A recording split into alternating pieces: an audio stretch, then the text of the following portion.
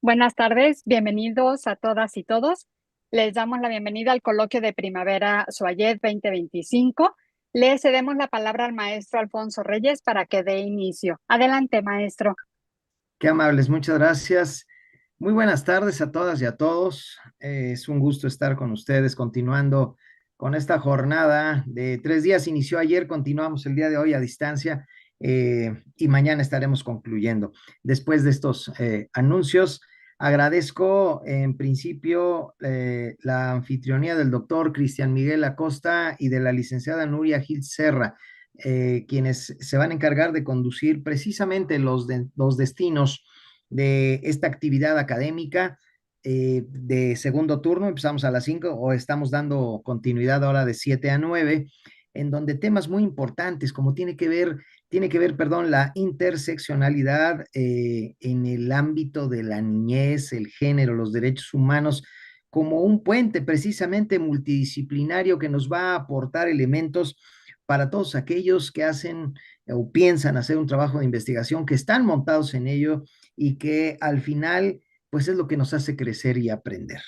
Agradezco también a todos aquellos que se están conectando y que lo seguirán haciendo a lo largo de esta sesión, de tal manera que no solo les deseo, auguro un gran éxito para esta sesión y sin más estaré entrando y saliendo probablemente porque tenemos al unísono otras mesas, por lo cual me disculpo. Sin embargo, siendo las 7 de la noche con 9 minutos de este día 4 de abril del 2025, pues doy por iniciar los trabajos precisamente o la continuación de los trabajos del coloquio Suayé de Primavera 2025-2 y los dejo precisamente en la anfitrionía de la licenciada Nuria Gil Serra, una excelente egresada de nuestro sistema Suayet Derecho SUA, quien conducirá y moderará las intervenciones que el doctor Cristian Miguel Acosta García hará sobre los temas. Gracias por invitarme y por esperarme. Estamos atentos al desarrollo de esta actividad. Muchas gracias, maestro. Bien, es un honor para mí moderar esta videoconferencia sobre interseccionalidad, un concepto clave en el análisis de derechos humanos que nos permite comprender cómo ejes de desigualdad, como el género, la etnicidad, la clase social y otros factores, interactúan y configuran experiencias únicas de discriminación y exclusión. Me presento nuevamente, mi nombre es Nuria Gil Serra, soy miembro del Seminario Permanente de Derechos Humanos desde febrero de 2022 y actualmente tengo el privilegio de ser una de las coordinadoras de este espacio académico.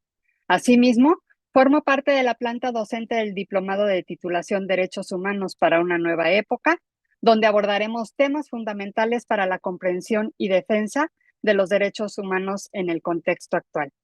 Durante esta sesión tendremos la oportunidad de reflexionar sobre la interseccionalidad desde distintas perspectivas, enriqueciendo el debate con la experiencia y el conocimiento de nuestro ponente. Agradezco su presencia y participación activa en este espacio.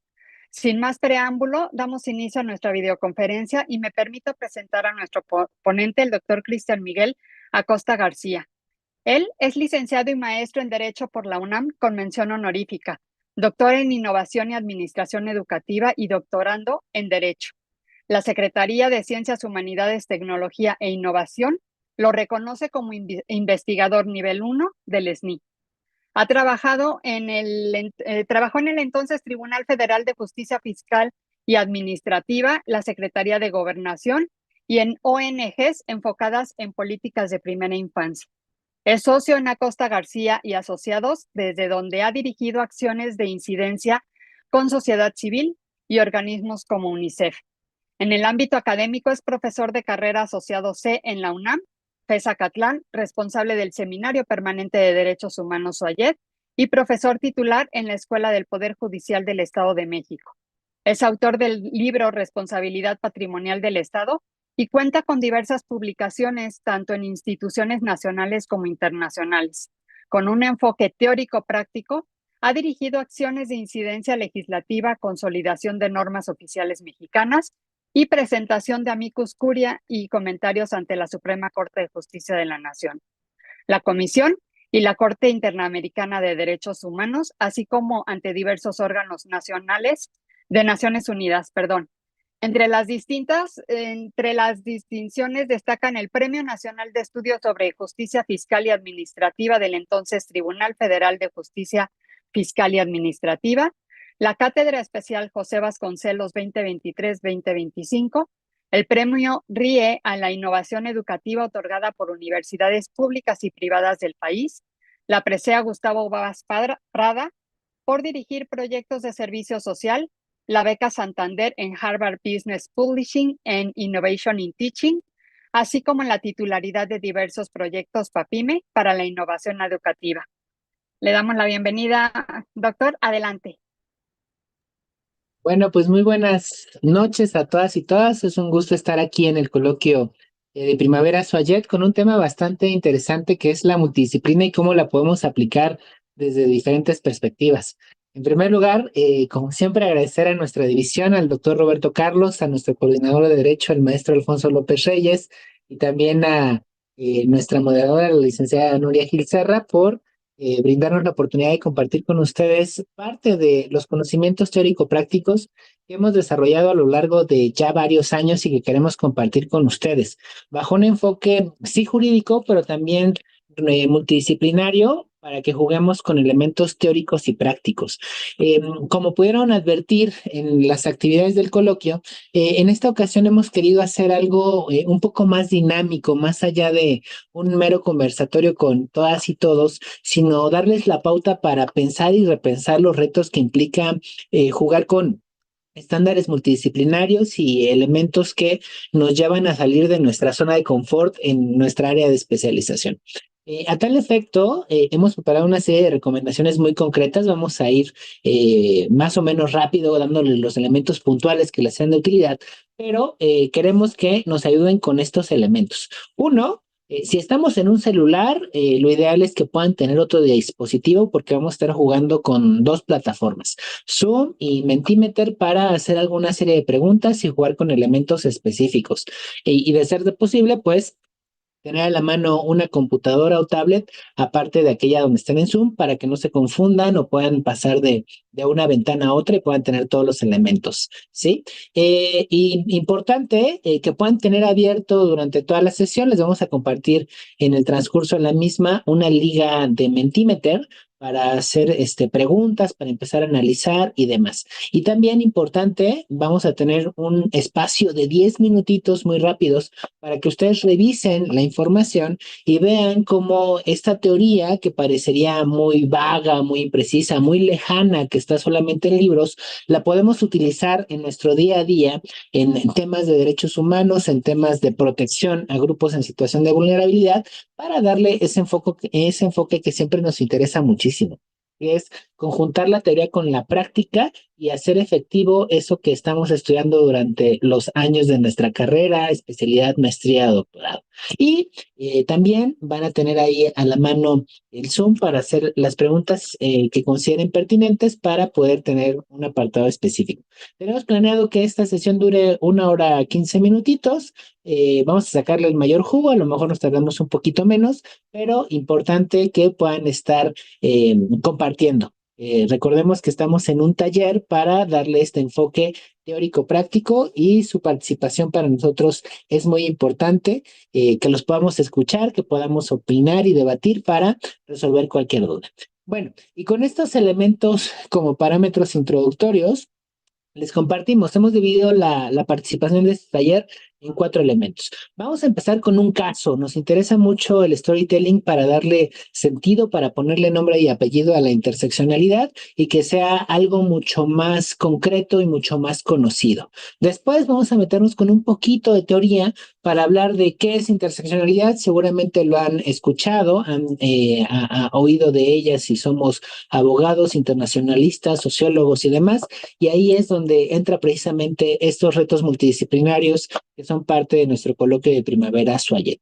Y vamos a jugar en el punto 3 con otros elementos teóricos que nos permitan advertir cómo juega a favor o en contra la interseccionalidad cuando hablo de niñas, de mujeres y de víctimas. Estos dos, el punto 2 y 3 son los elementos teóricos y el 4 es el que me interesa muchísimo para que le saquemos jugo a este taller.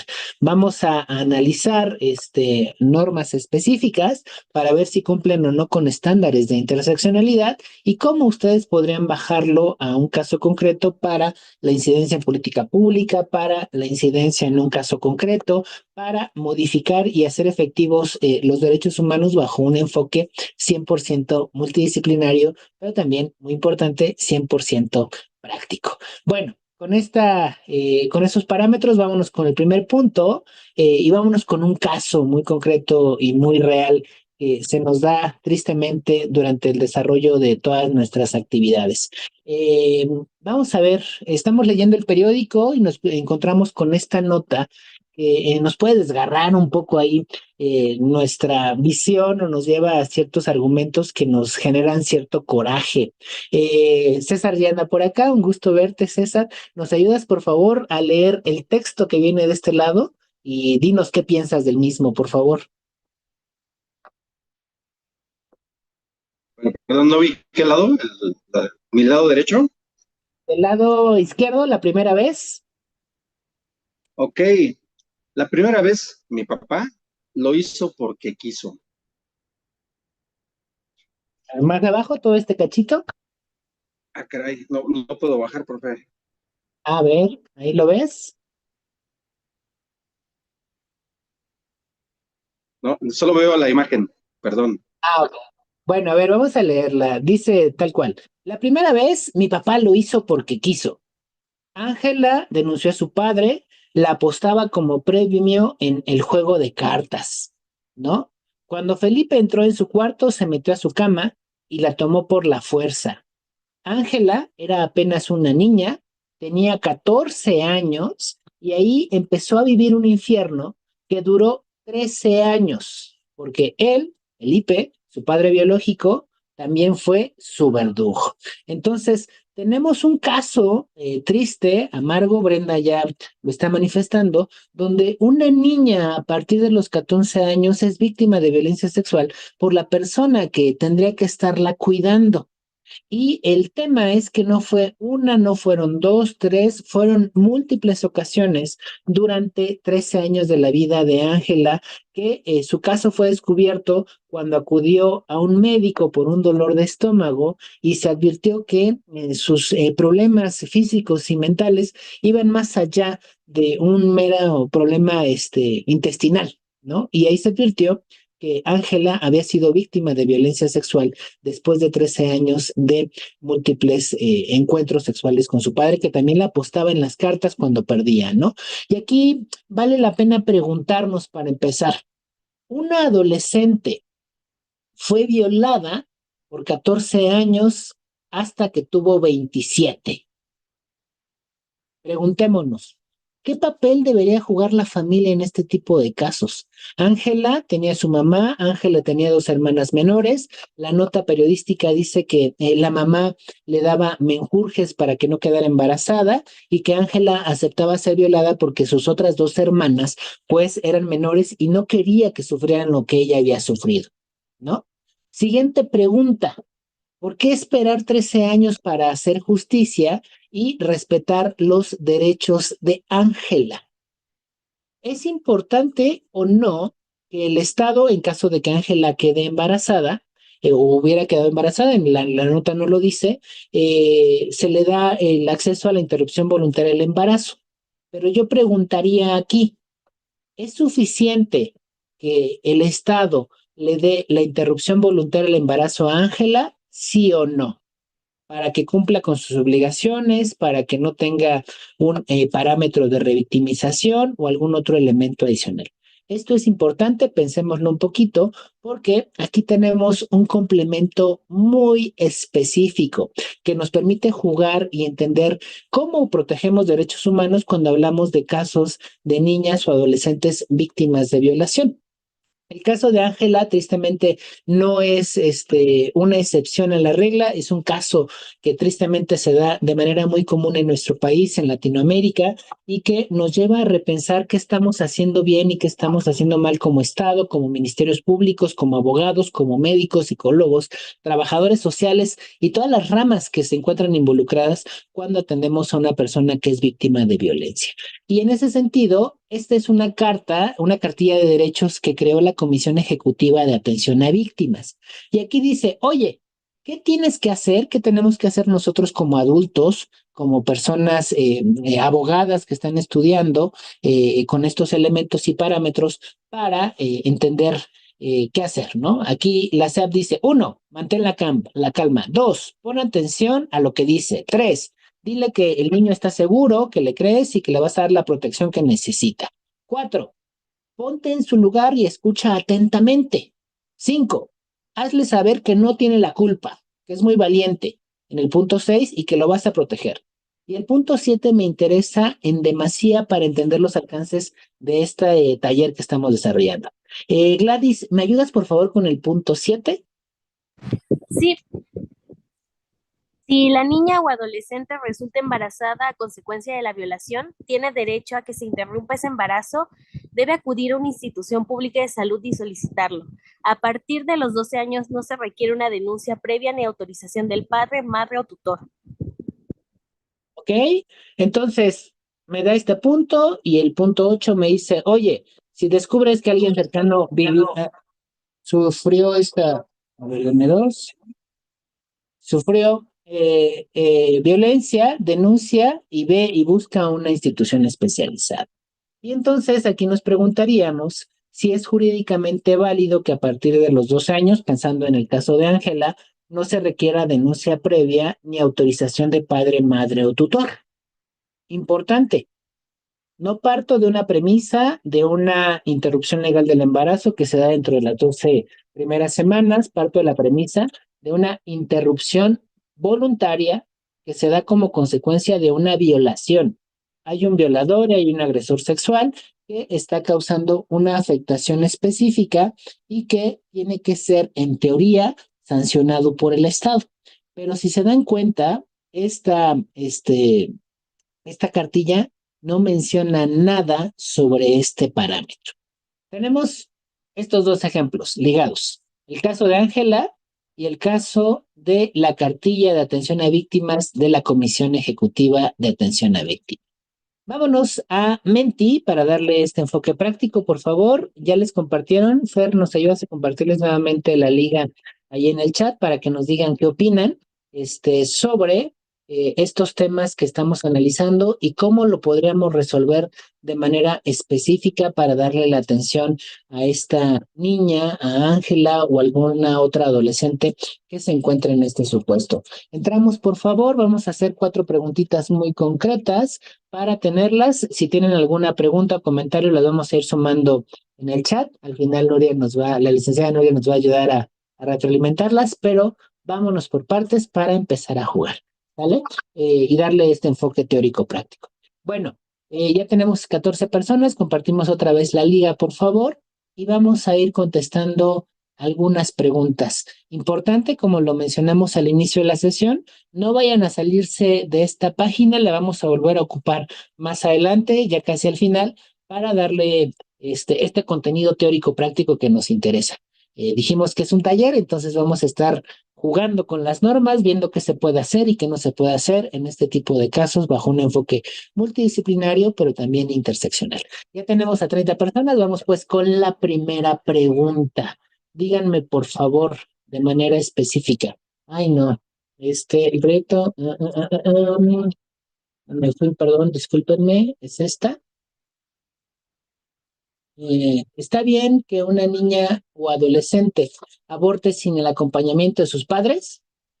Unos dicen que sí, otros dicen que no, otros dicen que depende del caso concreto. Ahí sí nos pueden poner el chat de qué dependería de esa niña acude o no. Yo les puse un ejemplo muy concretito que es el de Ángela, donde la mamá pues no ayudaba, permitía y toleraba esa violencia para que sus otras hijas no la sufrieran y en ese caso diríamos pues que no, que no vaya con los papás porque lo están permitiendo. Pero también hay otro caso muy famoso, tristemente, de una niña que es violada en la escuela va en la secundaria y es violada en la escuela por parte del vicerrector. Y la mamá no sabía absolutamente nada y la niña termina suicidándose. Es el caso de Paola Guzmán Albarracín contra Ecuador. Les van a compartir ahí en el chat un video de 3 minutitos para que lo vean al final de la sesión, donde se advierte cómo la mamá se indigna por no haber estado presente y acompañando a su hija y no haber podido denunciar en tiempo y forma al agresor sexual, porque su hija se murió, se suicidó, ¿no? Entonces, aquí hay varios elementos y es una pregunta hasta cierto punto importante. Pregunta, otra, para ir generando lluvia de ideas. ¿Está bien que no se requiera denuncia previa ante el Ministerio Público? La norma oficial mexicana que regula la interrupción voluntaria del embarazo dice que un adolescente puede acudir a los hospitales a solicitar el aborto, la IVE, y que no necesita haber hecho denuncia previa ante el Ministerio Público y que ya con posterioridad se le dice, pues si usted tiene este problema o si quiere denunciar, puede ir a la ventanilla 3, que es la del Ministerio Público, puede ir a la ventanilla 5, a la Comisión Ejecutiva de Atención a Víctimas, o puede ir a alguna otra autoridad. Le recomiendo que se acerque a una ONG, ¿no? 15 nos dicen que sí está bien que se vaya solita, 17 que nos dicen que no y 2 nos dicen que depende. Ok, yo pondría otra pregunta en el tablero.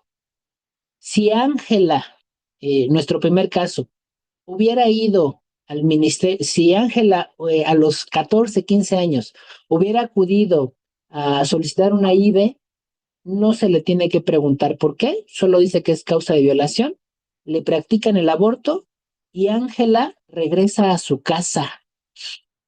No la estaríamos revictimizando si permitimos que vuelva a ese lugar donde papá no ayuda, papá me apuesta las cartas, mamá tampoco hace nada y trata de cuidar a mis otras 2 hermanas. ¿Estaría bien permitir que Ángela regrese y que le revictimicen, sí o no? ¿Ok?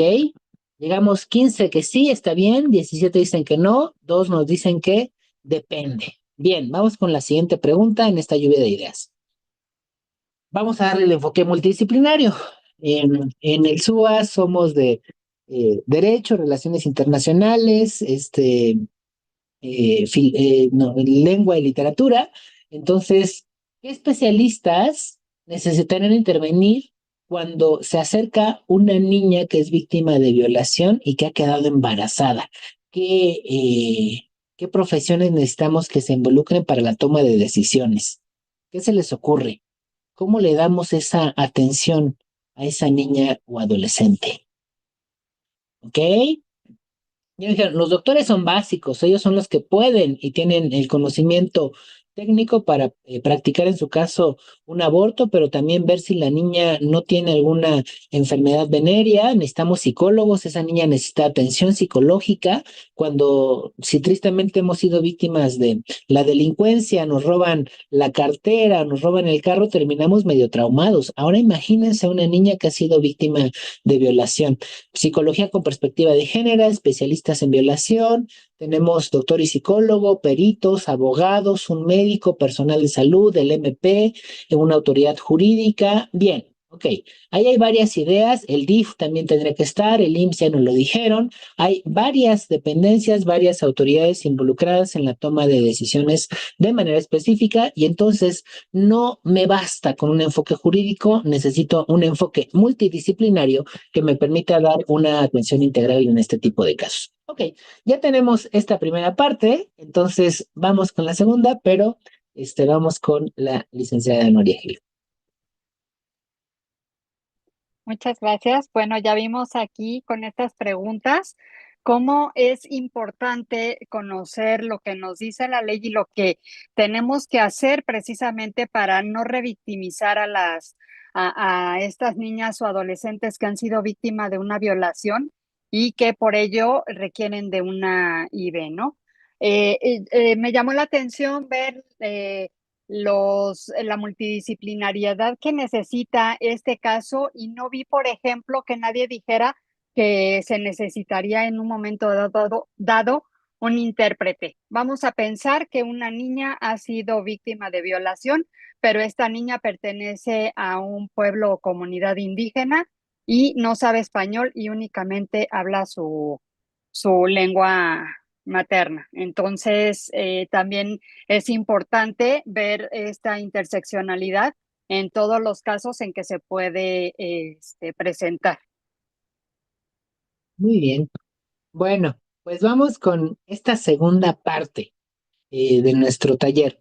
Vamos con algunos elementos teóricos muy básicos para entender la interseccionalidad y estos parámetros multidisciplinarios. Aquí César nos dice, oye, pues también puede ser sordomuda, pero ¿qué tal si también sufre alguna otra discapacidad de manera específica? Entonces, ahí el problema se vuelve mucho más complejo. Bueno, básicos de interseccionalidad. La interseccionalidad es un concepto teórico creado por una abogada afrodescendiente de Estados Unidos que identificó un caso bastante peculiar donde mujeres que trabajaban en una planta de vehículos en la Ford o en la Chrysler, eran negras y se habían incorporado relativamente hace poco tiempo, en ese momento, a trabajar, ¿no? Pero previamente, pues ya existían mujeres blancas trabajando en funciones secretariales y hombres negros trabajando en el armado de los vehículos y en darles el servicio respectivo. Entraron en una crisis económica en Estados Unidos y las empresas automotoras tomaron una política pública que les pareció hasta cierto punto correcta.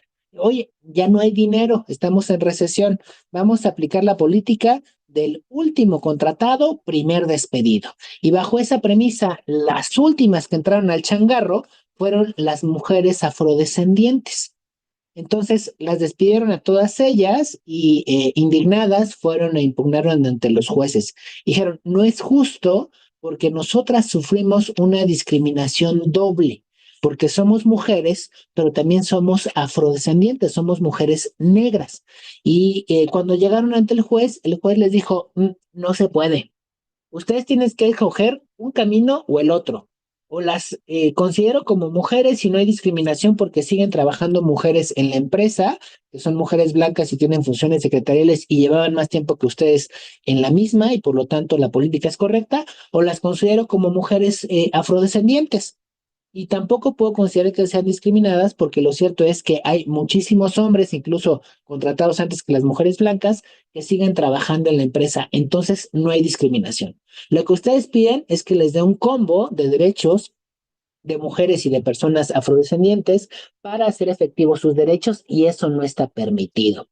Entonces, bajo esa premisa, Kimberly Crenshaw identifica que en muchas ocasiones tenemos 2 o 3 categorías específicas que nos permiten considerarnos como parte de 2 o 3 colectivos o bajo la protección de diferentes normas. Y ahí Kimberly se empieza a cuestionar los procesos de discriminación estructural que existen y que generan desigualdades hacia un grupo específico en donde convergen diversas características, ¿no? Y ya no vemos las cosas de manera simplista con unos lentes de aumento o con unas gafas oscuras, sino que vamos sumando y deben sumarse las diferentes perspectivas con las cuales se interconecta la raza, el género, la discapacidad, ser indígena o demás. Y bajo esas premisas, lo que nosotros les queremos proponer como una premisa muy sencilla es que la interseccionalidad puede ser considerada como una herramienta, una teoría, un enfoque, un paradigma que nos va a permitir advertir que todos y todas tenemos diferentes características y que al colocarnos en diferentes características, pues tenemos diferentes derechos y no se debe superponer una categoría como otra. Si soy mujer, tengo los derechos de ser mujer. Si soy víctima, esos derechos indígenas, discapacitados, niños, adolescentes, personas adultas mayores, cada una de esas están presentes en nuestra propia vida en diferentes momentos y es importante respetar los derechos que se generan dentro de la misma. Aquí les ponemos varios ejemplos. Hemos tenido muchas crisis de migrantes, tenemos tristemente el caso famosísimo de Jalisco dentro del último mes y que hoy tuvo avances en Naciones Unidas en temas de desaparición forzada. Las madres buscadoras son víctimas indirectas buscando a sus hijos, hermanos, tíos, sobrinos, niñas y adolescentes, personas embarazadas, afrodescendientes, condiciones socioeconómicas, discapacidad, en fin, una serie de características que nos hacen diferentes. Y lo importante de todo esto es que al final de cada uno de estos parámetros hay normas diferenciadas que dicen, si eres víctima, tienes estos derechos. Si eres mujer, te voy a dar estos parámetros diferenciados. Si eres persona adulta mayor, también tienes acceso a estos elementos. Pero si eres migrante, también te toca este otro derecho de asistencia consular, ¿no? Y entonces hemos creado a lo largo de nuestra evolución como sociedad diferentes categorías que tienen un enfoque jurídico y que permiten reconocer que somos receptores de diferentes derechos. Y es aquí donde entra el objetivo de nuestro coloquio de primavera Suayet. La interseccionalidad es un concepto que ha sido denominado como viajero, porque permite su interpretación, su análisis, su desarrollo, tanto por sociólogos, economistas, filósofos. El feminismo, no se diga, es una teoría que surge dentro del feminismo afrodescendiente. En las ciencias políticas también se utiliza muchísimo, en la psicología, en el derecho, en varias ramas se ha hablado y se ha interpretado qué es y qué no es la interseccionalidad.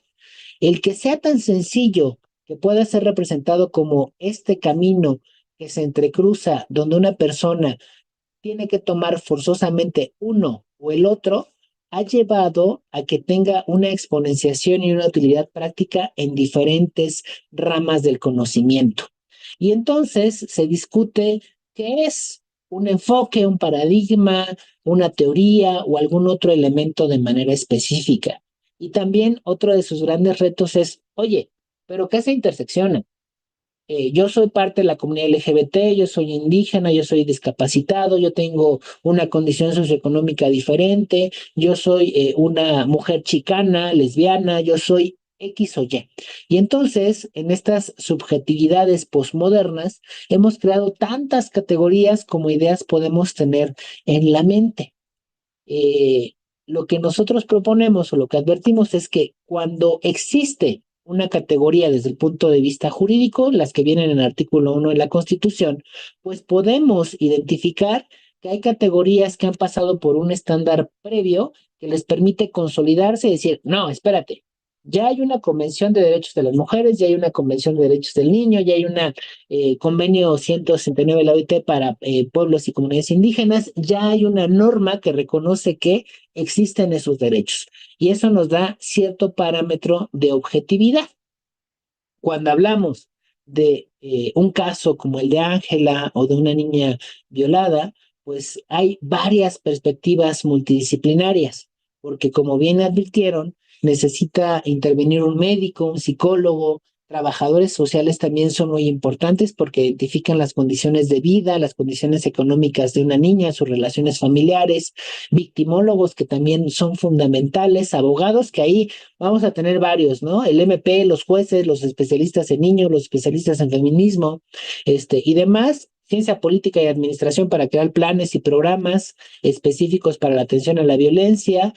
Nosotros aquí desde la academia, los docentes, servidores públicos involucrados, áreas de comunicación, también esto es importante, cómo posicionamos el mensaje comunicacionalmente hablando para decir, la interrupción voluntaria del embarazo es la opción que tienen de manera específica las mujeres cuando son víctimas de violencia para no ser revictimizadas, que no necesiten comunicarlo o hacer una denuncia al MP, ¿no? Este es un mensaje que comunicacionalmente está muy posicionado, pero que es interesante cuando baja al caso de una niña o adolescente. ONGs también hay muchísimas y entonces se vuelve un parámetro bastante complejo, bastante interesante que nos permite identificarlo. Ahora, desde el punto de vista jurídico, más allá de ser una teoría, y eso es lo interesante de la interseccionalidad, es que ha bajado a través de múltiples normas de derecho internacional en el ámbito de Naciones Unidas, en el ámbito interamericano y también en el propio parámetro nacional. Desde el año 2000, ONU reconoce en sus observaciones generales que la interseccionalidad es útil para reconocer que una persona se coloca en dos o más categorías. En el sistema interamericano hay muchos casos. El primero es el de una niña que era mujer, que tenía condiciones socioeconómicas precarias y que le hicieron una transfusión de sangre con VIH porque se equivocaron en el hospital. Y entonces esa suma de condiciones, ser portadora de VIH, ser mujer, ser niña y tener una capacidad económica precaria, hizo que se le afectaran de manera diferente sus derechos más allá de la mera suma de los mismos. Y es ahí donde la interseccionalidad cobra relevancia. Y en el ámbito nacional, todas estas leyes reconocen que debemos juzgar con una perspectiva interseccional. La ley de carrera judicial dice que los servidores públicos necesitan juzgar con perspectiva de derechos humanos y un enfoque interseccional para advertir las diversas categorías de las cuales formamos partes, ¿no? Entonces, esto es importante tenerlo en cuenta. Nuria.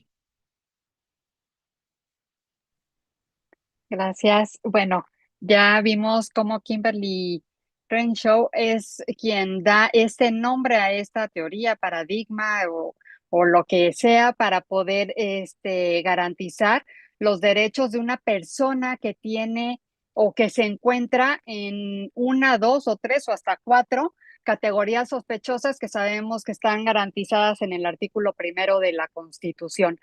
Y, por ejemplo, bueno, ya vimos el ejemplo de la carretera, pero a ver si se alcanza a ver. Yo tengo aquí un anillo que son tres, y yo le digo mi anillo de interseccionalidad, porque puedes jugar con él, hacer esto, y tú ya lo tienes así como en dónde me ubico yo para estar en una categoría. Puedo estar en dos, puedo estar en tres, puedo estar en una. Y este anillito, y la verdad es que es muy, para mí como muy importante, porque me recuerda que podemos estar en, en una situación en la que se requiere que vean nuestras características especiales frente a posibles violaciones de derechos en donde no solamente se viola uno, sino diferentes. Y por lo tanto se tendrá que garantizar de forma diferente cada uno de estos derechos violados.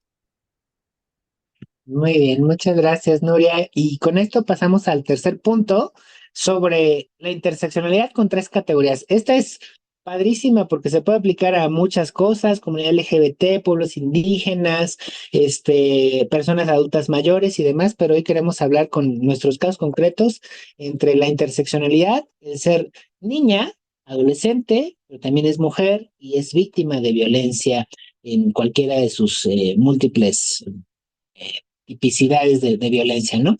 Y aquí yo preguntaría, ¿tenemos normatividad para hablar de víctimas? ¿Tenemos normatividad para hablar de mujeres? ¿Tenemos normatividad para hablar de niños? ¿Sí o no? Ayúdenme a poner ahí en el chat qué normas conocen que atiendan a las mujeres, a las niñas, a las víctimas. Pueden ser nacionales, internacionales, de Naciones Unidas, del sistema interamericano. ¿Cuáles se les ocurren cuando hablamos de estas características?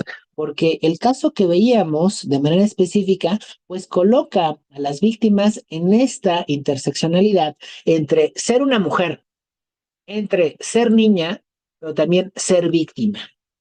Y de estas tres categorías hemos generado una multiplicidad de normas que nos permiten decir, bueno, pero es que a ella como mujer le toca la aplicación de la Ley General de Víctimas, que establece parámetros para una reparación integral. De eso nos dice Carmen. J. Carmen. Victoria nos dice, la ley Olimpia, que es para las mujeres, pero ahí hablaríamos de temas de violencia digital y entonces a ella le corresponde una protección adicional, y a quien está compartiendo la información, a esa persona hay que castigarle, ¿no? También el protocolo contra la violencia de adolescentes. Bueno, pues aquí están los niños. Y entonces, cuando vamos con la Ley General de los Derechos de Niños, Niñas y Adolescentes, dice Sandra por acá. Y entonces tengo muchas normas que están interactuando de manera específica para decir, a esta persona hay que atenderla como si fuera niña, hay que atenderla como si fuera mujer, hay que atenderla como si fuera víctima. Esmeralda nos dice, un centro de justicia para mujeres, sí. Y entonces, importante, fíjense, tengo una multiplicidad de normas, pero también una multiplicidad de autoridades. Aquí nos ponía de manera específica esta Esmeralda, Centro de Justicia para Mujeres, pero ¿quién atiende a los niños en México? Lo pusieron en el Menti. Tenemos al ¿quién? ¿Se acuerdan? Si soy víctima, a quién me acudo para que me den de manera específica una atención como víctima? Al DIF, Ley General de Igualdad para Hombres y Mujeres, ahí está otra autoridad, bien, nos la pone Brenda y Victoria, pero si soy, Miriam pone Alcipina, si soy víctima, ¿a dónde acudo? Ley para prevenir la trata de personas, ahí me tendría que ir con el Ministerio Público y hay un montón de autoridades involucradas, ¿no? Y también podría ir a las Procuradoras de Protección o a la Comisión Ejecutiva de Atención a Víctimas. Una deficiencia que tristemente tenemos como país es que si yo trabajo en SEAP, chale, me sé de memoria la Ley General de Víctimas. Si yo trabajo en la Secretaría de Mujer, aquí traigo la Convención Belén do Pará, la Convención CEDAW y la Ley General de Niños, Niñas y Adolescentes. Si soy niñólogo, el DIF, el CIPINA, la Procu de Niños y ahí está. Y cada uno va a querer jalar hacia su molino para aplicar su normatividad. Lo que nos dice Kimberly en pocas palabras es, ojo, no nada más es niña, no nada más es mujer, no nada más es víctima. Está en las tres. Y si yo agarro una solita, no le doy la atención integral que merece. Y entonces tengo que todos los derechos son para todas las personas. Ustedes que son los futuros y las futuras jueces y juezas, magistrados, ministros, ministras, que van a estar trabajando en gobernación, que van a estar trabajando en Naciones Unidas, que van a estar trabajando con diputados, senadores, o van a ser esas diputadas, esas senadoras, pues tenemos que identificar, en el caso concreto, convergen tres categorías cuando menos. Nuria ya nos comentaba que podría ser indígena, César decía que es sordomuda, o que pues sea una persona adulta mayor, no lo sé, dependerá de cada caso, pero convergen tres categorías. Y lo que nos pasa muy comúnmente es que solo vemos con un par de lentes para implementar políticas públicas, decisiones, sentencias que sean monocategóricas. Y eso hace que prevalezca una categoría y que las otras me valen pepino, no las conozco, no las identifico. Desconozco tristemente los estándares de aplicación de derechos humanos y en el tema de niños también es muy común tener la convergencia de otro problema.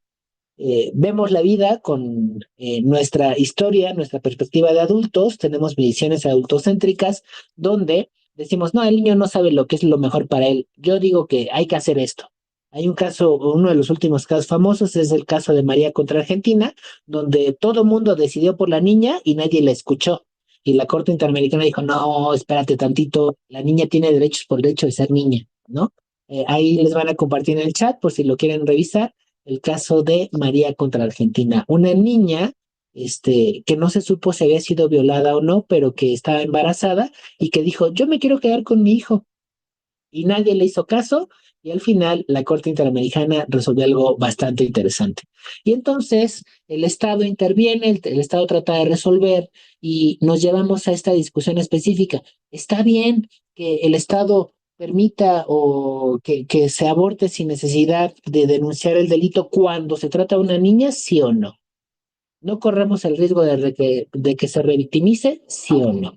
Y aquí entra pues esto que es importante que ustedes identifiquen como expertos, como expertas, como abogados y abogadas de la FES-Zacatlán, pues los derechos de las mujeres en sí mismos tienen una evolución bastante amplia. Podemos identificar las olas del feminismo, su evolución normativa que ha sido compleja desde 1928 con las conferencias internacionales y las acciones de la plataforma de Beijing que acaba de pasar la última de manera específica y que es la que establece a nivel global cuál va a ser la agenda pública para posicionar los derechos de las niñas, de las mujeres. Y en México, pues hemos tenido una consideración bastante amplia con nuestra presidenta, la comandanta suprema, tenemos una nueva secretaría, que es la Secretaría de las Mujeres. El tema de mujeres sube al parámetro de una secretaría, ya no meramente un órgano desconcentrado o descentralizado. Y aquí el problema está en que si analizamos objetivamente la evolución de los derechos de las mujeres y hablamos de feminismo y niñez, no es sino hasta 2016, fíjense, los derechos de las mujeres empiezan en el 28 y hasta 2016 nos damos cuenta como sociedad que las niñas también son mujeres o viceversa, que las mujeres también pueden ser niñas. Y es donde se reconoce de manera específica que hay una interacción. Cuando somos víctimas, pues tristemente hemos generado cierta piel gruesa para no sensibilizarnos tantos con estos problemas que vivimos día a día. Pero cuando desafortunadamente a nosotros, a un familiar, a una persona cercana, le toca alguno de estos temas, pues advertimos que no es hasta cierto punto la opción resolverlo o ver qué se puede hacer o mejor quedarnos callados, ¿no? Esta frase es bastante impactante. Cada vez que los derechos humanos son pisoteados, por regla general, prevalece el silencio y la inmovilidad. Ha habido y todavía hay una multiplicidad de hombres, mujeres y niños que por cuestiones de pobreza, por terror, por mentiras, tienen que olvidar su dignidad innata o renunciar a esforzarse para obtener el reconocimiento de esa dignidad. Y cuando la hacen efectiva, como tuvimos esta nota de la semana, de una madre buscadora asesinada por exigir justicia y exigir que se buscara a su hijo y a su familiar, pues evidentemente que parecería que las cosas no van por buen camino, ¿no? Entonces, ser víctima implica varios parámetros. La ley general nos dice que hay diferentes tipos de víctimas, que tenemos un concepto jurídico muy desarrollado, una ley general de acceso a las mujeres a una libre de violencia que tiene una coordinación muy concreta con la Ley General de Víctimas y que nos habla de mecanismos de reparación integral. Si no han escuchado el concepto, les invitaré a que lo revisen para tenerlo y saber qué implica. Bueno, soy mujer, soy víctima, pero también puedo ser niño, niña o adolescente, y entonces hablo de maltrato infantil, donde puede haber maltrato en la familia, maltrato en la escuela, maltrato por las instituciones que no me creen o que no me quieren dar la atención, maltrato estructural socialmente hablando, maltrato legal por la falta de aplicación, o misopedia, que es un concepto relativamente reciente de la doctora Mónica González Control, la directora de Jurídicas de la UNAM, que habla de decir o discriminar a los niños por ser niños, ¿no? De, ay, César, pareces niño chiquito, no te vamos a dar un punto extra o esto o aquello, ¿no? Eso sería parte de la misopedia o usar o tratar de discriminar a una persona en carácter peyorativo diciéndole que es niño o niña, ¿no? Y el CIPINA, que es la autoridad especializada en México, identifica estos parámetros de violencia. En el caso que veíamos al inicio, pues evidentemente que hablamos de violencia sexual, nos mencionaban ley Olimpia, violencia digital, laboral, institucional, física y psicológica. Y bajo estos estándares, pues, ¿para qué nos sirve la interseccionalidad? Para armonizar derechos. Porque yo, como especialista, tengo que identificar y visibilizar que no solamente se trata de los derechos de la niña, que tiene su ley general, su convención de los derechos del niño, no solamente es mujer, que tiene su ley general y la convención CEDAW y Belém do Pará, y que no solamente es víctima y que hay una ley general de víctimas y una comisión ejecutiva de víctimas. Esa persona que tiene bajo un enfoque interseccional múltiples derechos, se le tienen que respetar todos. Si yo solo me fijo en uno, le estoy generando una revictimización. Aquí retomamos esta diapositiva porque la propia autoridad dice, oye, cuando identificas que hay casos de violencia en contra de la niñez, siempre le tienes que dar aviso a una Procuraduría de Protección de Niñas, Niños y Adolescentes para que se coordine con el Ministerio Público, para que se coordine con las autoridades médicas, para que se coordine con psicólogos, con policía cibernética y se dé un enfoque de coordinación entre autoridades. Si no hacemos eso, si solo practicamos una interrupción voluntaria del embarazo sin una atención integral, estamos perdidos y estamos revictimizando, ¿sí? ¿Vamos bien hasta ahí? ¿Dudas? Nuria, ¿algo que quieras comentar?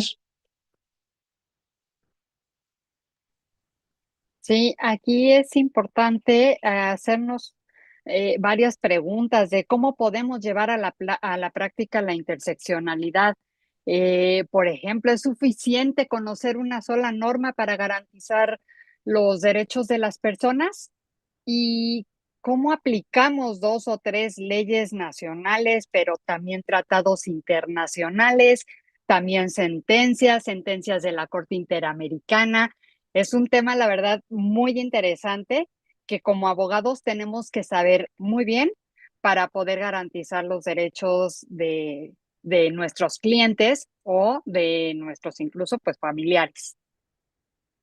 También si soy autoridad, muchos de los aquí presentes van a terminar trabajando en el lado oscuro, se van a volver parte de la Secretaría de Gobernación, de la Secretaría de Economía, Relaciones Exteriores. Muchos de nuestros compañeros y compañeras trabajan en presidencia, en consejería jurídica, y les decimos de broma que están en el lado oscuro, pero con una perspectiva de derechos humanos que fomente la aplicación integral de esos parámetros. Y bueno, ya tuvimos la parte teórica, ya vimos nuestros casos prácticos, vámonos a la parte práctica, vámonos a el tallercito que tenemos planeado para ustedes, porque esta teoría es bastante interesante. Más allá de generar mil y un artículos sobre interseccionalidad o cómo funcionan o aplican, lo interesante es que es tan sencillo y tan complejo que puede bajar de manera muy óptima a políticas públicas, a normas, a parámetros específicos que tenemos identificados. El que vimos es el caso de una norma oficial mexicana, la 046, que permite este estándar, ¿no? Que una niña o un adolescente a partir de los 12 años acuda al médico sin necesidad de sus papás, sin necesidad de procuraduría, sin necesidad de nada, y que solicite a un médico la interrupción voluntaria del embarazo, manifestando simplemente que fue violada. Pero si la vemos bajo un enfoque interseccional, esa norma trata a la niña como si fuera una mujer adulta, que ahí sí se permite por los parámetros y progresividad de los derechos de las mujeres adultas. Pero aparte de ser una mujer, es niña. Y la Ley General de Niños dice que cuando se dan ese tipo de casos, se le tiene que dar vista inmediata a la Procuraduría de Protección de Niños, generar un plan de restitución integral, que intervenga un psicólogo, un médico, un abogado y un trabajador social para advertir cuáles son los derechos que fueron vulnerados y darle una atención específica. Esta norma oficial mexicana propia del país no cumple con esos estándares. Hay tres casos muy famosos, ya les compartieron uno, el de Paola, otro de Brisa de Angulo contra Bolivia, y un tercero que es BRP y BPC contra Nicaragua, me parece. Me corrigen por favor ahí en el chat. BRP y BPC, que es el caso de una niña de 3 años que fue también violada por su papá. Y en los tres casos los estados decían, no, es que nosotros sí respetamos los derechos de las mujeres. No, es que sí tenemos muchos protocolos, hemos dado capacitaciones para proteger en contra de la violencia de las mujeres. Y la Corte Interamericana les dijo, sí, pero estos tres casos se trataba de una niña de 3, de 14 y de 16 años. Y no aplicaste un enfoque interseccional porque no visibilizaste los derechos que le correspondían como niña a esa mujer, ¿no? Entonces, vamos con la parte práctica. Este es un caso que también llevamos a cabo dentro de las actividades laborales, yo todavía no con camiseta de seminario, pero que es interesante. El caso que seguramente han escuchado de los refugios donde se atiende a mujeres víctimas de violencia familiar, ¿no? En muchas ocasiones, tristemente, la violencia se da dentro de la propia casa, ¿no? Les vamos a compartir aquí en el chat esta liga y vamos a hacer un mini ejercicio. Vamos a tomarnos 10 minutitos, 15 minutitos, son las 8:01, vamos a acabar 8:30. Vamos a tomarnos 15 minutitos para revisar de manera concreta esta publicación en el DOF. El Estado mexicano, a través de su Secretaría de las Mujeres, integrada por Sara Elena, María Fernanda, el maestro Alfonso, la licenciada Nuria, Gladys, Minerva, Victoria, van a crear una nueva norma oficial mexicana para ver cómo se regula el tema de los refugios en México, ¿no? Porque hay mucha violencia familiar, muchas mujeres salen de su casa, escapan para tener otras posibilidades de vida, para empoderarse, para conseguir trabajo, y hay refugios que son del gobierno o de ONGs que dicen, aquí te podemos ayudar, aquí te capacitamos, acude con nosotros y te vamos a dar salud, te vamos a dar una casa, te vamos a dar alimentación, te vamos a dar capacitación y todo lo que necesitas para que salgas de este ciclo de violencia. ¿Estamos de acuerdo? Se creó un proyecto ENOM para regular los estándares que ya les compartimos y de ahí vamos a generar un análisis interseccional. Vamos a tomarnos, son 8:02 de aquí a las 8:15 para responder estas preguntas. Las leemos en lo individual y después regresamos a Menti para ver si ha quedado claro cómo funciona la interseccionalidad. Por favor, van a leer la introducción, el parrafito que viene al inicio, proyecto de norma oficial mexicana tal. Ahí dice, este es un proyecto. Melina, puedes presentarnos comentarios en un plazo de tanto tiempo. Israel, tienes tanto tiempo para decir si estás de acuerdo o no estás de acuerdo. La pregunta genérica va a ser, si encuentran, yo le pondría control F, si aparece la palabra interseccionalidad o interseccional o algo por el estilo. Segundo, pregunta 3. ¿Cuál es el objetivo y campo de aplicación? Viene luego al inicio y después, este va a ser un poquito más tardado, hay que leer estos numerales. A diferencia de las leyes, las NOMs se rigen por numerales y me van a leer estos. Son 1, 2, 3, 4, 5, 6, 7, 8, 9, 10, 11 y 12.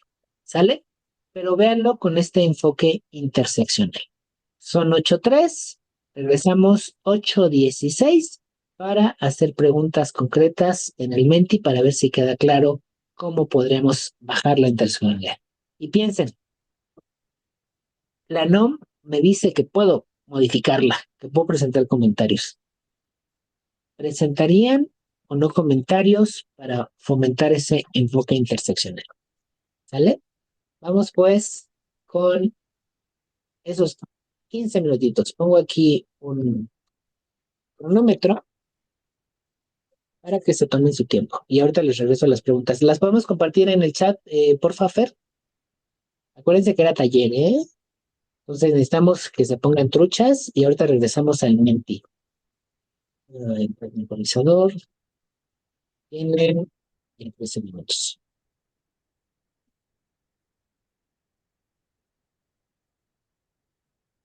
¿Ya las compartimos, Fer? Compartimos las preguntas, las de acá. Pongo esta por acá, esta aquí. Listo. 13 minutitos.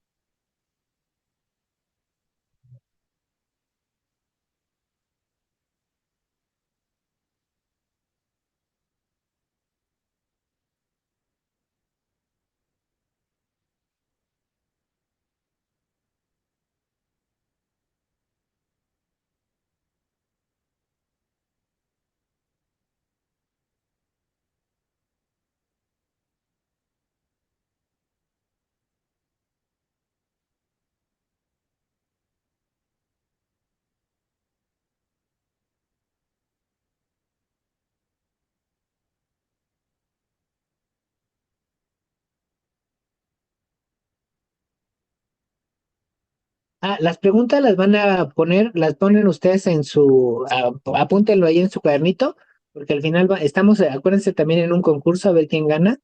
Le vamos a hacer manita de puerco ahí al maestro Alfonso para que les den, aparte de su constancia, algún punto extra en alguna materia. Si el maestro Alfonso no contesta en 30 segundos, es una afirmativa ficta que anda corriendo en una y otra conferencia. Aquí Melina le empezó a poner, no las compartas, Melina, si no te las van a copiar. Ahorita vamos a pasar el concurso.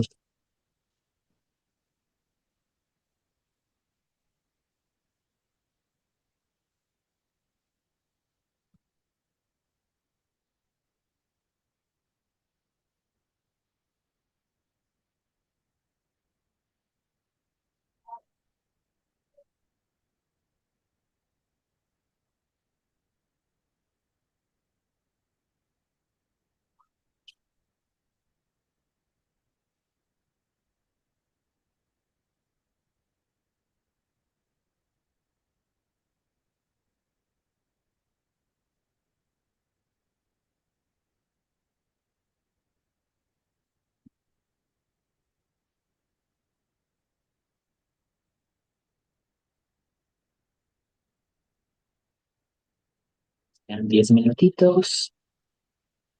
Primero que acabe nos dice, y ahí damos, si acabamos antes, un poquito menos de tiempo, ¿sale?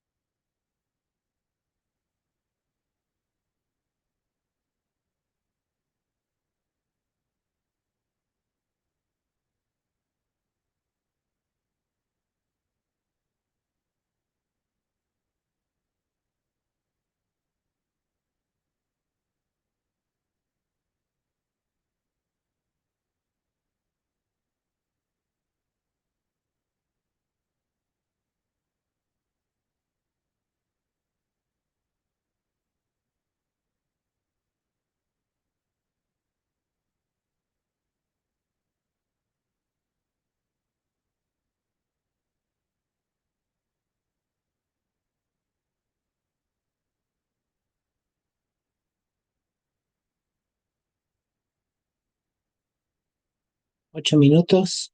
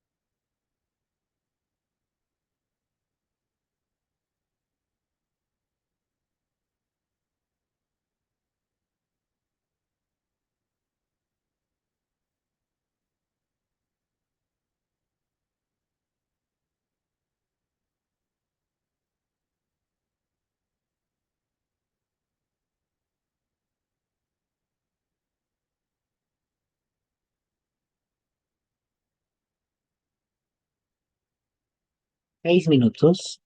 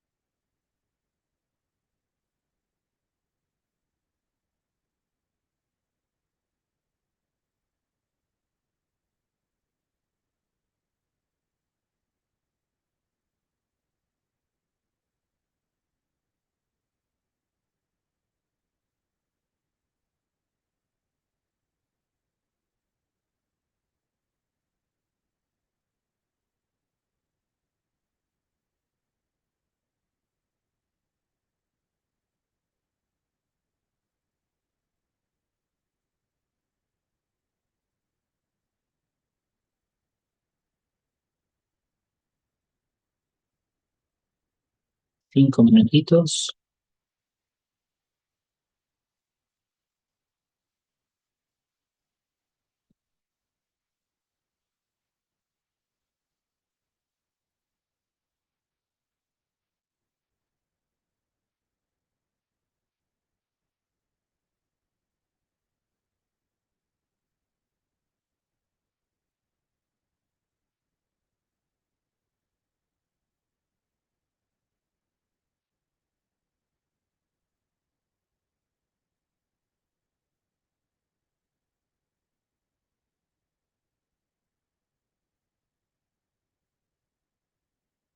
Y por favor, Fer, a las 8:20 compartimos también la liga para que puedan tener acceso a su constancia de los coloquios de Soyet, por favor.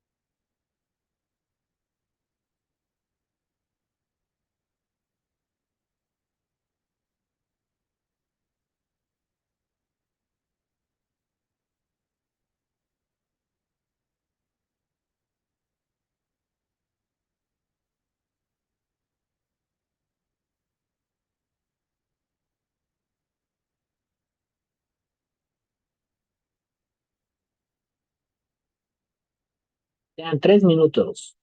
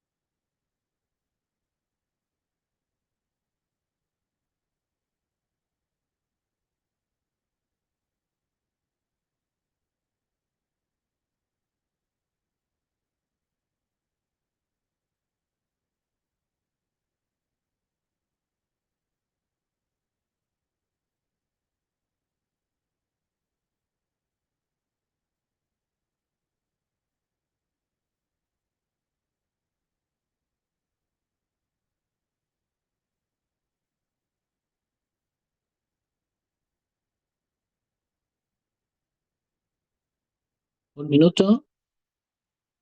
Y si ya acabaron, les van a compartir en este momento el link a Menti otra vez. Ya lo compartió Fer para responder estas preguntas muy concretitas.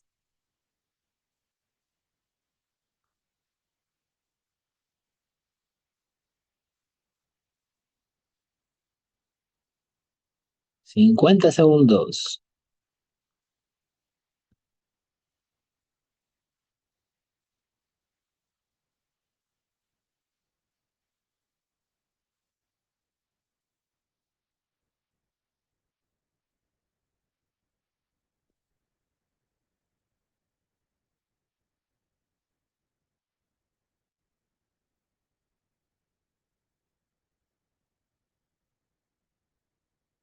20 segundos.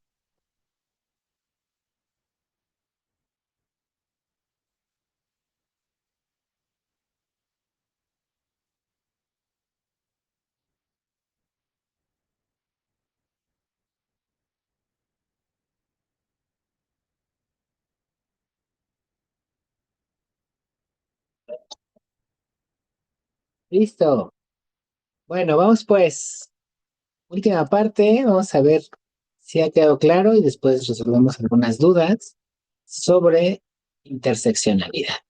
Regresamos a Menti, ya les compartieron la presentación, el link, perdón, para que puedan ingresar nuevamente.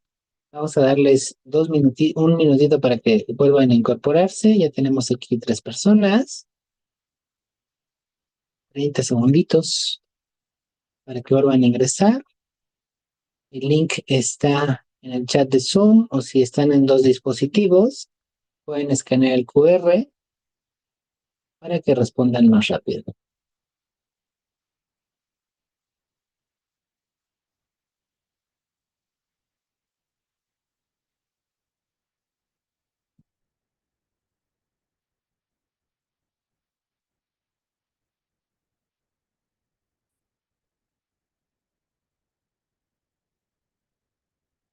Vamos pues.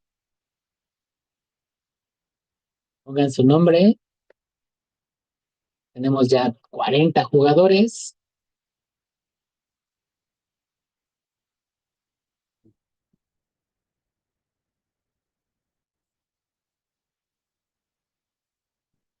Cuatro, 10 minutos más.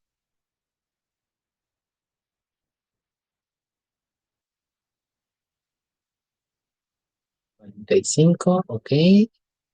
En Zoom somos 60 y 45. 75% está en cuerpo y alma en la sesión. El otro 25% anda en traslado seguramente. Vamos pues. 4 preguntitas. ¿Cuántos días hay para presentar comentarios? 30 hábiles, 30 naturales, 60 hábiles, 60 naturales. Quedan 15 segundos, respondan más rápido para obtener más puntos.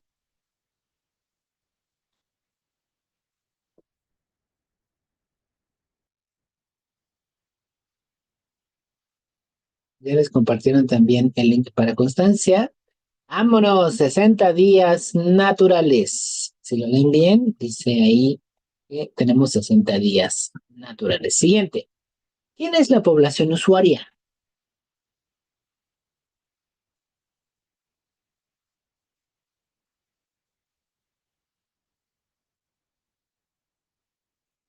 El nombre ayuda mucho, pero también hay un numeral que ustedes leyeron que dice esto. Mujeres, grupos vulnerables. ¿A poco podría ir un hombre con discapacidad a un refugio?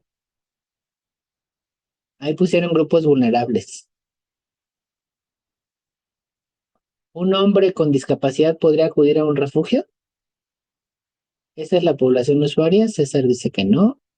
Mujeres, niñas, sus hijos, mujeres en situación de vulnerabilidad, niños y niñas con su mamá, niños y adolescentes, mujeres en situación, mujeres menores de 18 años, niñas, hijos. Ok, el nombre nos ayuda mucho para entender a qué población específicamente se está atendiendo. Es para mujeres y en su caso, hijas e hijos. ¿Estamos de acuerdo? Y entonces me atiende a 2 grupos en situación de vulnerabilidad que van a ser mujeres y niñas, niños y adolescentes que pueden acudir si son hombres con su mamá o si son mujeres menores de 18 años, me da un parámetro diferenciado, pero también se puede acudir.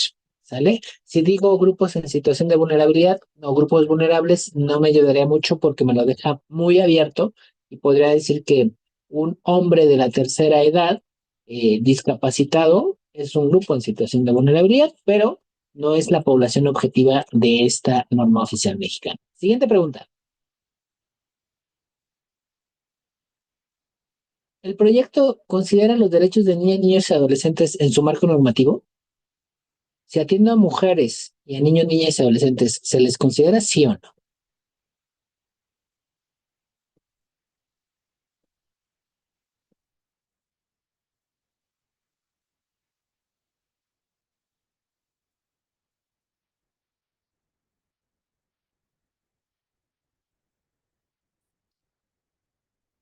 A ver, díganme dónde dice Ley General de Niños, Convención de los Derechos del Niño, alguna norma que hable específicamente de niños, y van a darse cuenta de que no la hay. Es una norma, ojo, que pretende atender a mujeres y a niños y niñas, pero que solo considera los derechos de las mujeres. Ajá. Y entonces ahí hay una falla estructural que es importante identificar. Pregunta 4.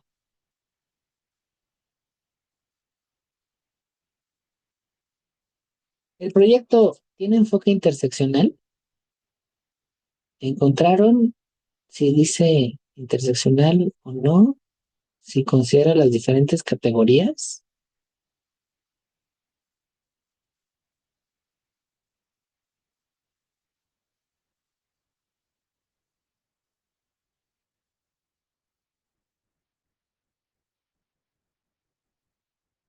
No, no lo tiene. Vamos a ver. ¿Qué otras categorías? Piensen sí en mujeres, en niños, pero esto que nos comentaba la maestra Nuria también, de qué otras cosas, qué otras categorías, perdón, podrían estar plenamente identificadas.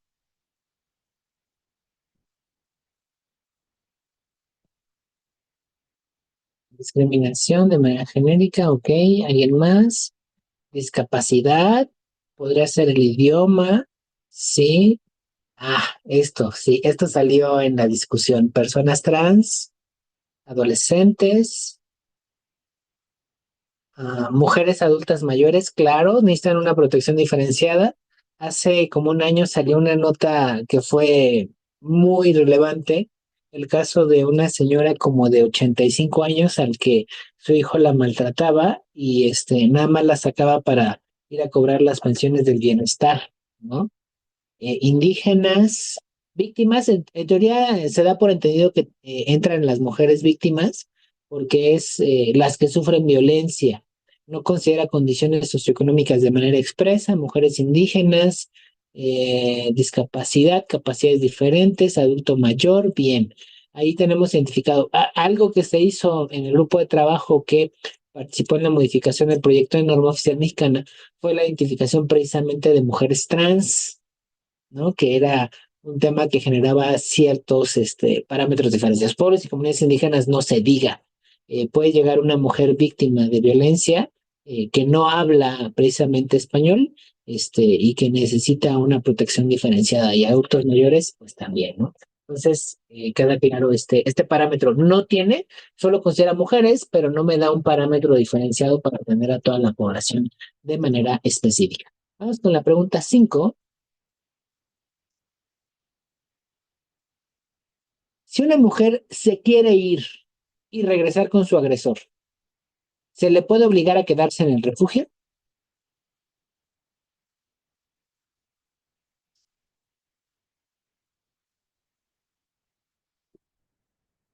Esta es una pregunta relevante, bioética. Dice uno, oye, pero pues, ya te golpearon, ya te saliste de tu casa y demás, pero pasa. Y lo importante es que la norma y la Ley General de Acceso a las Mujeres a una Vida Libre de Violencia establecen de manera expresa que la mujer puede irse cuando lo desee. Y entonces hay una limitante a la protección que nos puede dar un refugio porque se respeta la determinación de la mujer, ¿no? Vamos a ver quién ganó. Ahí ganó el baloncito. No sé quién sea el baloncito. Ah, no, creo que me falta una. Ahí vamos viendo. A ver. La última pregunta. ¿Ya vieron el marcador? Vamos para la última ya para ir cerrando. ¿Qué profesionistas deben estar presentes en un refugio? Abogados, psicólogos, trabajadores sociales. Ahí repetimos psicólogos, médicos o todas las anteriores.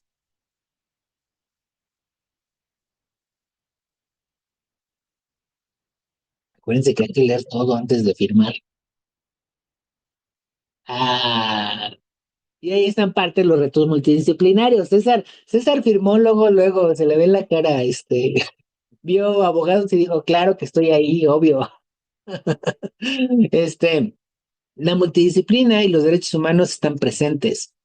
Como abogados tenemos una perspectiva jurídica que puede considerar derechos humanos desde el ámbito universal, interamericano, nacional. Podemos jugar con progresividad, interdependencia, indivisibilidad, universalidad y todo este rollo mareador, y podemos ir al MP y podemos presentar una demanda, podemos solicitar medidas urgentes, una petición específica a un juez, podemos irnos al sistema interamericano, pero esa persona necesita atención psicológica, necesita un trabajador social para generar un proyecto de vida. Si está sufriendo afectaciones físicas, pues va a necesitar un médico. Y entonces ahí nos damos cuenta de que la atención y respeto a derechos humanos necesita forzosamente un enfoque multidisciplinario, o en todo caso, mi conocimiento jurídico se va a quedar corto con las necesidades de una persona, ¿no? Dice ahí Ricardo que el ego, el pilar de la UNAM, la carrera de Derecho, pues necesita de otras para poder ser efectiva y tener un enfoque multidisciplinario como se necesita. No, nutriólogos también, dice J. Carmen, en efecto, si una persona llega con desnutrición, pues evidentemente que va a necesitar una atención de un nutriólogo de manera específica. Y aquí, esta va muy de la mano de la otra. ¿Qué categorías estarían presentes? Ya la respondimos con otros parámetros: indígenas, discapacitados, personas adultas mayores.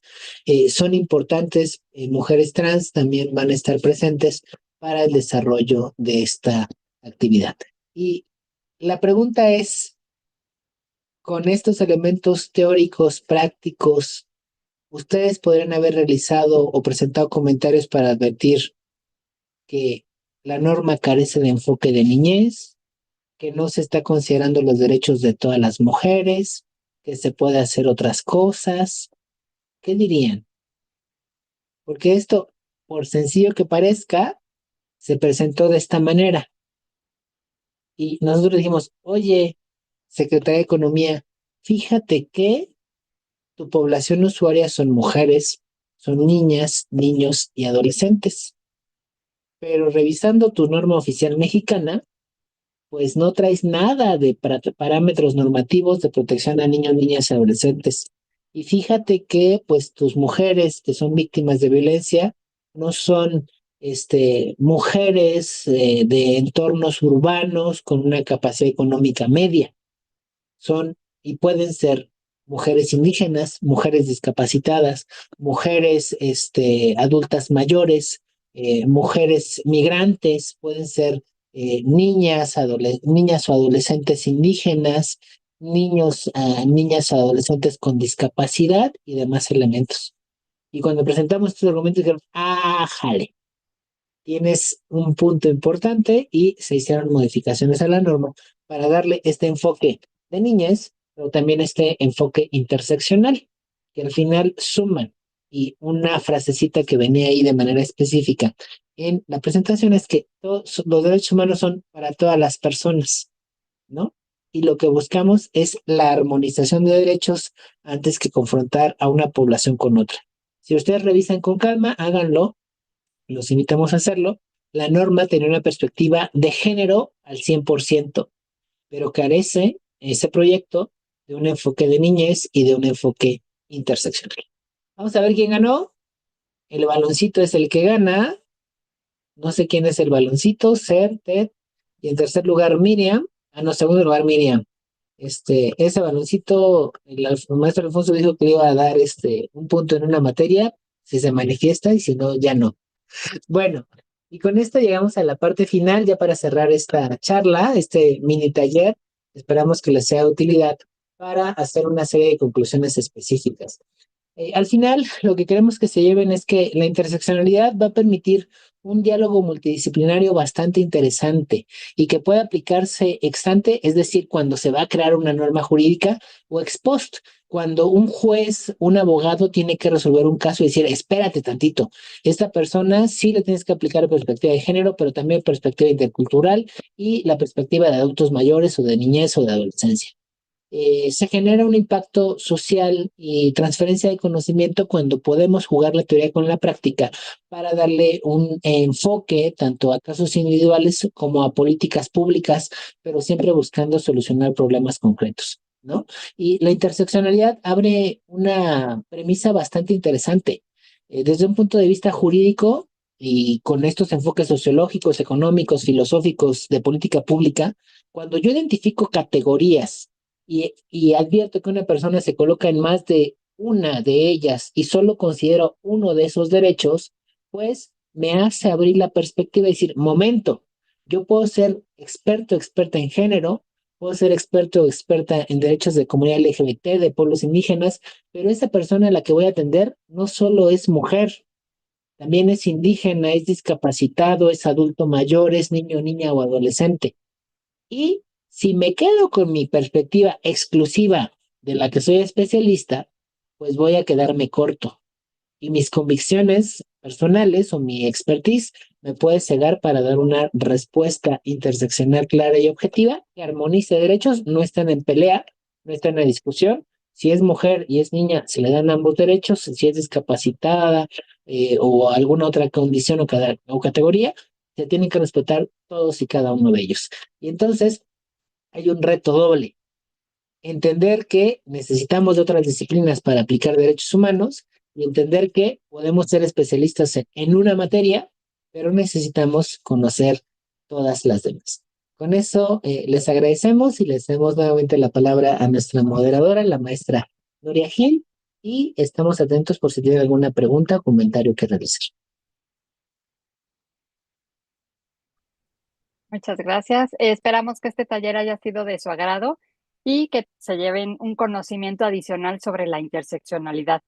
Estos materiales forman parte del Diplomado de Titulación Derechos Humanos para una Nueva Época, en donde ahondamos temas como este y donde aprendemos de una forma dinámica. Muchas gracias por acompañarnos esta tarde con un tema tan importante en su formación académica.